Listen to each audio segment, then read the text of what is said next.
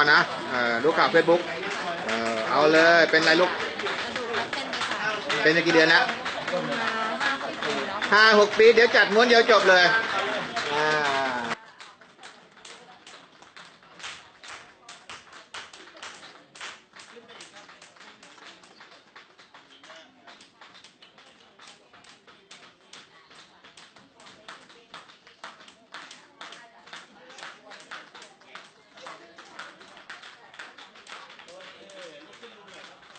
ลองยืน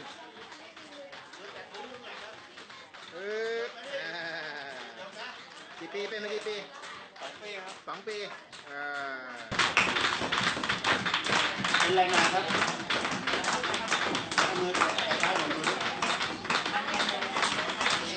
เป็นมา6 ปีนะน้องชื่ออะไรโอเคน้องคว่ำเลยครับไม่ต้องคุยมากครับหายเลยครับ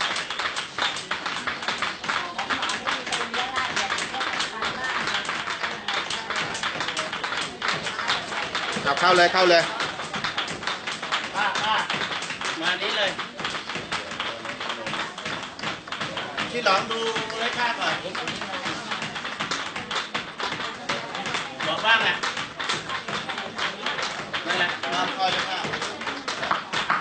อันนี้5-6 ปีนะครับมาอยู่จากนวนครนะครับแต่แสดงให้ดูว่าปัญหาทั้งหมดครับอยู่ที่กล้ามเนื้อมันบิดนะครับนั่งนานหรือว่ายืนนานครับหรือนอนตะแคงนะครับขอตรง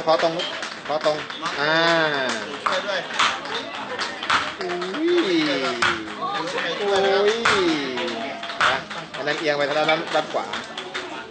เยอะเลยครับ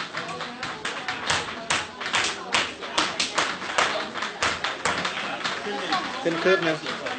เอาส่งไปเลยไม่ต้องส่งข้างล่างนะบอกข้างล่างจัดเอาไม่ต้องส่งให้ข้างล่างจัดเข้าเลยไม่ต้องส่ง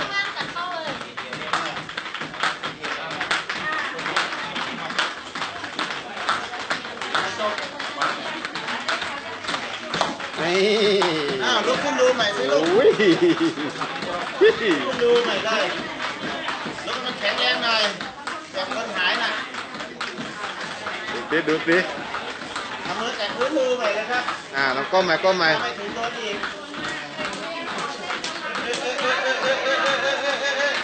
เดี๋ยวก็เหยีย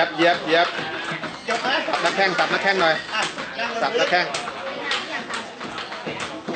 น้ำตาล่วงเลยยกขาขึ้นมาบนนี้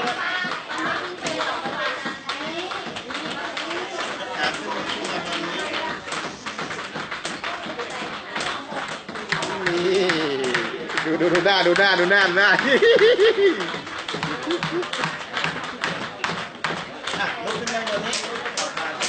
นั่งหันหลังลูก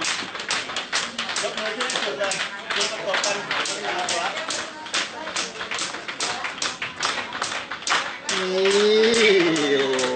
หมดเจ๊งหมด5 ปีหมดไม่เหลือนอนตะแคงเลยนอนตะแคงเหยียบเลยไม่ต้องรอเหยียบพัวเลย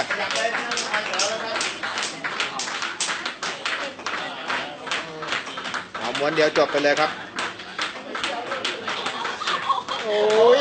ครับอกชอบใจไม่น่าออกแล้วจะได้กลับไปทำมาหากินได้สะดวก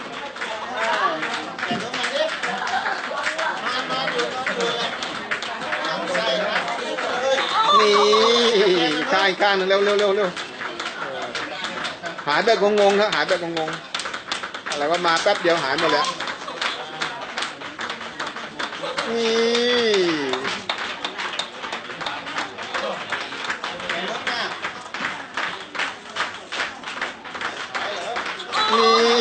ลุกลองก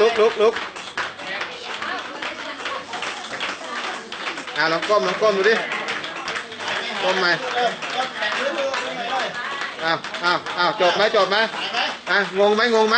กี่นาทีวะเนี่ยเดี๋ยวแป๊บเดียวยังไม่ถึง5 นาทีเลยหายหมดแล้วโอ้ดีใจนะลูก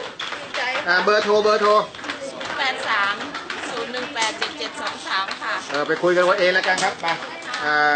เดี๋ยวรอนิดนึงเดี๋ยวมาเก็บหน่อยมานั่งรอฝั่งนี้